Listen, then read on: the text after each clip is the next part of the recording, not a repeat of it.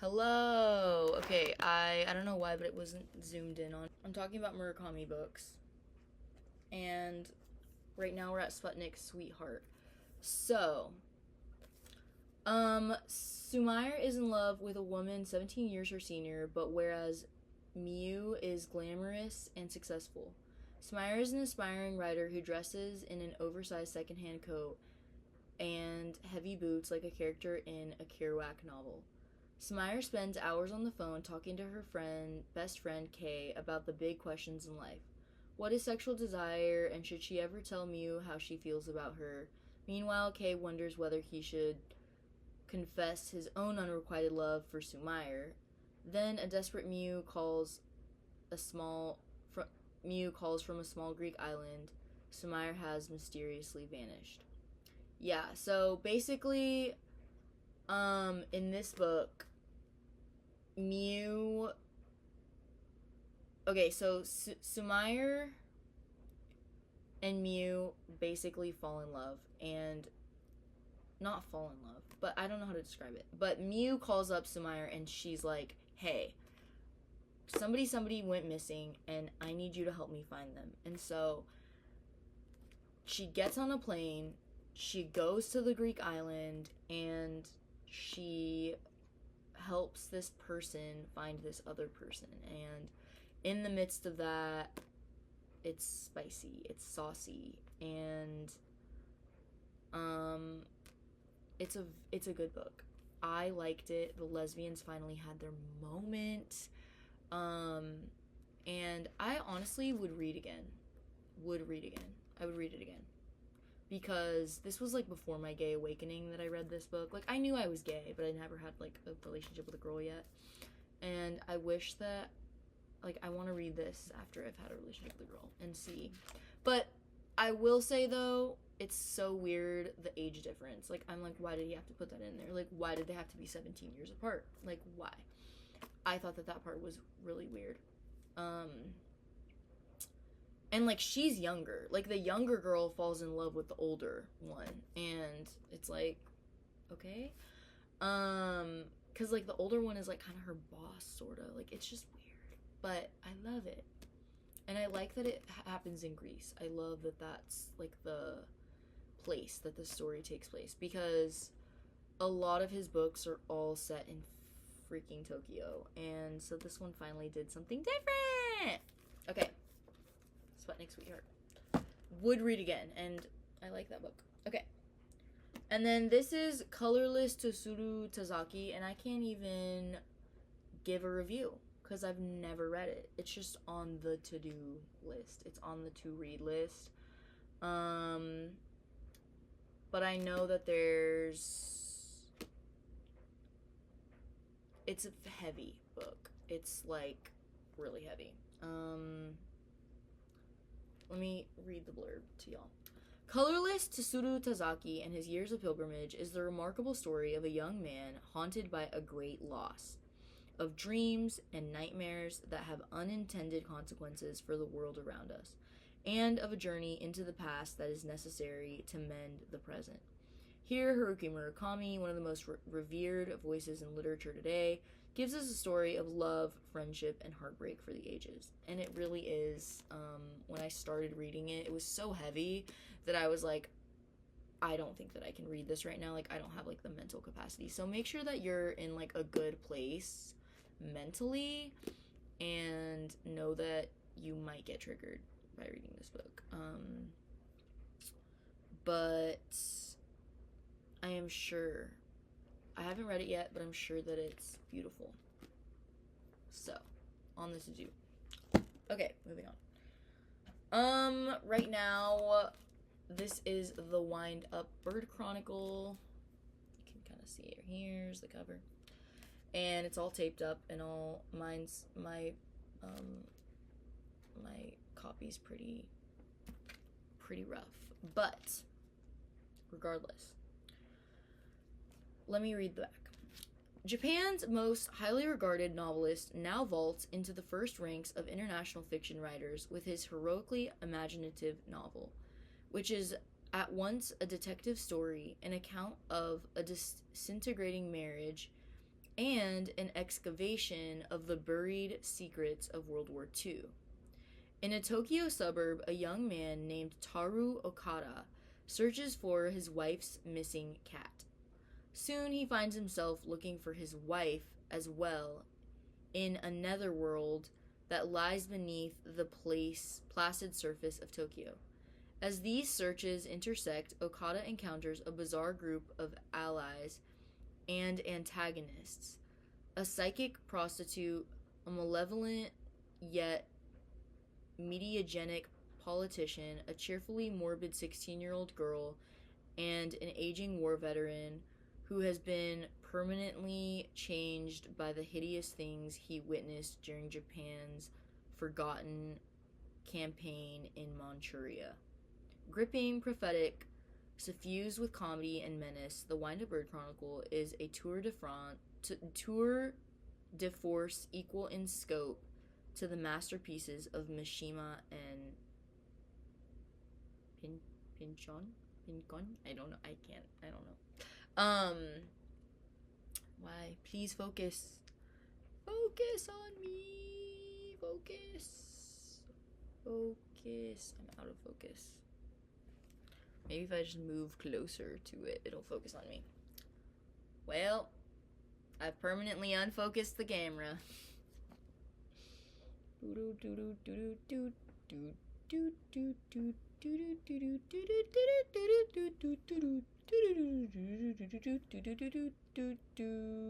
it ever focus on me? Okay, well, I'm out of focus. Anyways, once I got to the war stories part, I was like, alright, I've had enough. So, I'm in the middle of this book. I'm on page 138, like this far in. And yes, he indeed is searching for a cat. Yes, I think his wife is cheating on him. And yes, there are things happening. And I want to finish. So. And apparently this is like a very critically acclaimed novel. Like, people say that this book is fantasmico. Like, it's amazing. So I am like excited to read it. Or finish it. I started it and it's been good. Like, I like Okada's character. And I like the other characters that are in it. There's like a war veteran that's in it. And this 16-year-old girl that's really sassy and kind of crazy, and she's bossy. And the wife, I don't like the wife, but whatever. Anyways, okay. And then lastly, and I can't even speak on this one because I just started it because I got pissed off about this one. Like, I was like, okay, this one's pissing me off. Well, not pissing me off, but it was just, there's like explicit themes in it, and I was just like, okay, this is getting kind of heavy. And his books are heavy like that. Like, he just has a lot of explicit themes in a lot of his books, and he can be a little sexist, and it pisses me off sometimes. So then I have to take a break. I gotta put his books to the side. But I put this one to the side for a minute, and then I picked this one up. And so yeah, as you can see, I like to not finish books. But this is Killing Commendator. And this one I'm loving so far, like more so than Wind-Up Bird Chronicle. Like, it kind of like picked up quicker than Wind-Up Bird Chronicle. Like, Wind-Up Bird Chronicle, like, it took a while to like kind of get, I'm like, okay, where's the juice? Like, I'm waiting for the moment, I'm waiting for the action, and like it was just kind of like lingering. But this one's good. Okay, let me read y'all the blurb. Also, the inside is really gorgeous. Like, let me show you guys. Like, okay, gorge. We love, like, a little eyeball. And a moon. Okay, slay. She's so beautiful. It's just very pretty. Like, I love the way that he added pictures, because never have I ever seen pictures in any of his books. So, this was a round of applause for making it gorgeous. Okay. When a 30-something portrait painter is abandoned by his wife, which at this point, because, okay, in this book, the wife was, like, low-key kind of cheating, and then in this book, the wife was definitely cheating, And I was like, did his wife just cheat on him in real life and this is his way of like coping with it? I want to do some research on that. But anyways, he secludes himself in a mountain home of a world famous artist, which I resonated with this because I used to paint in high school.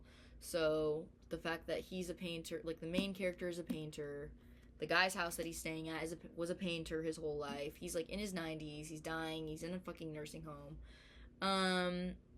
So one day, the young painter hears a noise from the attic, and upon investigation, he discovers a previously unseen painting. By unearthing this hidden work of art, he unintentionally opens a circle of mysterious circumstances, and to close it, he must undertake a perilous journey into a netherworld only Haruki Murakami could conjure. Killing Commendator is a tour de force of love and loneliness, war and art from one of our greatest writers. So again, another netherworld book, and I'm so excited. And, you know, this one also apparently has a netherworld in the underneath of Tokyo.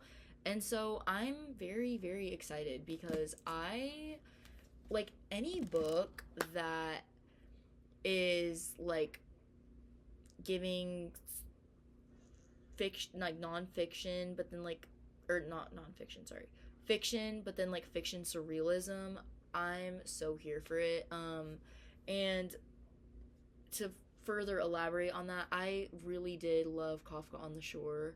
That was one of the best books. I love that mackerels would randomly rain from the sky, or and I loved Hard-Boiled Wonderland and the End of the World, where it was like this guy was in this world, there was walls all around this world, and his shadow was following him. And then in the flip side story, it was like there were these calcutex and semiotics, and the calcutex and semiotics are both it's data encryption, and this guy, he's a calcutech, and the government is like after him because the semiotics are like the underground ones and the calcutex are the ones that work for the government. And so he goes on this perilous journey, like and works for this researcher and has to go through these caves and all of these like underground tunnels to get there, and then there's people chasing him the whole time, and you're like, what's gonna happen next? Like, it's just such a it's a journey. And then the guy that's stuck in the bubble, the underworld,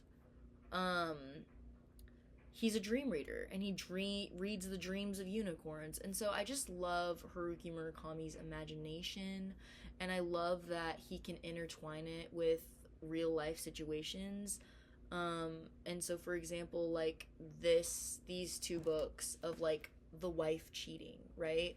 It's like anyone who's ever been cheated on can relate to these characters who are going through these hardships of like feeling betrayed and thinking about something incessantly, nonstop. I mean, not in this one, but in Killing Commendator, because I'm only on page like I think 40, maybe I'm on page, yeah, I'm not very far in this book, but reading this book, the guy, you know, he gets cheated on, and then he's traveling for like 2 months, and he's doesn't have anywhere to sleep. He doesn't know where he's gonna go. He's just like on the run, and he just can't fathom that he was married to this lady for 6 years. And so I think the thing that Murakami does really well is he builds relationships. And so you are in this world and you feel like, oh my gosh, like my wife cheated on me. You know what I mean? Like, it's like you're reading it from this point of view, and you feel for him, and like the way he tells the stories, it's like it was his high school sweetheart, and she mentions their first date.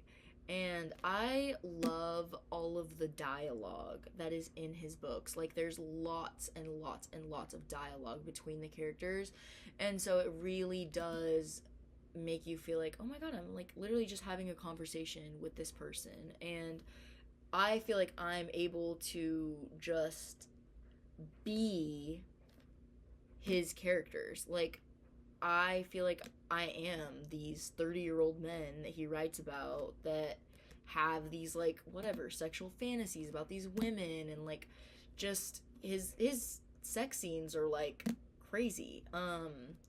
And some of the writing, I'm like, okay, you could have been a little less degrading. And I'll always have a little beef with him, but his imagination is very phantasmical. It's wonderful. It's fantastic. It's everything. And I think that it's not a waste of time to escape into these worlds that have fantastical elements, and it's just really worth it. And so the collection of books that I have of his is pretty big. I love his work, and I know lots of other people that, you know, Haruki Murakami is their favorite author, because his writing is just easy to read, it's digestible, and people can relate to it. And the way he builds relationships is really, it's very close to real. And it's just crazy how it's like his relationship building is so close to what something would really be like, but then he'll throw in some fantastical element of, I don't know, fish falling from the sky, or, you know, like some random creature chasing them, or, you know, being a dream reader of unicorn dreams or whatever. And so I love his stories. Sometimes, though, I will say I can, and it could be, that could be my fault as a reader, but sometimes I do get a little lost, especially in his earlier works. I think Dance Dance Dance was a little bit harder to digest because he was still a novice writer, and so he wasn't as good at building worlds, and he has these abstract ideas in his brain, and he's trying to, like, communicate it and put it on paper so that we can experience this world that he is building. And so it takes patience. I think if you're reading one of his earlier works, like if you're reading Wild Sheep Chase or Dance Dance Dance, or, you know, some of his older stuff, but his newer stuff, he's able to very clearly articulate his worlds, his nether worlds. So yeah, I think I love Murakami. Oh, another Murakami book that I have that I didn't pull out until 600 pages in, which is 1Q84. And it says, a love story, a mystery, a fantasy, a novel of self-discovery, a dystopia to rival George Orwell's IQ84 is a tremendous feat of imagination from one of the most revered contemporary writers. And so yeah, people say that it's worth it once you get very far in. Like, once you get this far in, apparently this half is like the beef. It's the meat of the story, but you gotta get through this first. So this is a big one, and definitely takes patience. But I have not read it, but I've heard good things. I've heard very good things, and that it's worth it. Like, it's worth going through the 600 pages of nothing happening. Because the end is really good. Like, everything ties together in the end. And think about it. Like, okay, Murakami is notorious for telling two stories at once. He switches each chapter and then ties it all together at the end. He did that with Kafka on the Shore. He did that with Hard-Boiled Wonderland and The End of the World. He just does it all the time, and I love it because it keeps things interesting. You are following two storylines, and you have to be able to be smart enough to find the similarities in both of the storylines and tie it together at the end. And if you don't tie it together at the end, he'll tie it together at the end for you. So, anyways, thank you for coming to my book talk. I love Murakami so much, and this isn't even all of the books I've read of his. I have also read What I Talk About When I Talk About Running, and it's about his ultra marathon running where he runs over 100 miles, and he's just really an incredible person. He is very dedicated to writing, and he's traveled all over the world for his running, and he's amazing. He's relatable. He's funny. He's a great writer, and I think despite some of his controversial things of millennials, and I mean, I don't even know, I guess I'm Gen X, of Gen Xers getting offended. Like, stay offended. Get offended. He's doing something right. He's putting out magic into the world, and I hope that he keeps doing it. And I will continue to buy his books and support him as an author. I think people who are not avid readers can get into Haruki Murakami because his writing is that good.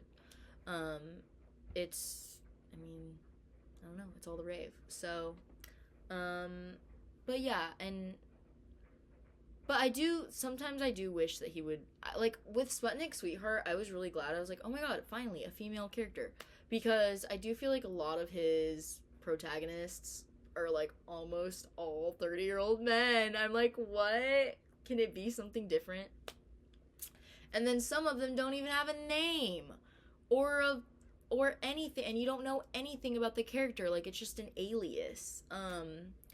And so he's always just keeping his readers on their toes. Like, we're always just like, we don't really know what's going on here, but we're gonna figure it out.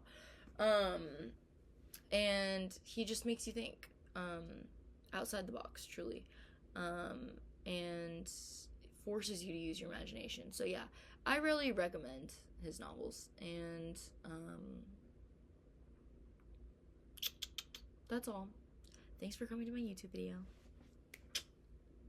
Love Murakami. This wasn't really I don't even know what this was. I don't know if it was a review or like it's more of like it's like a Murakami Chatty, get ready with me. Like, what? But anyways.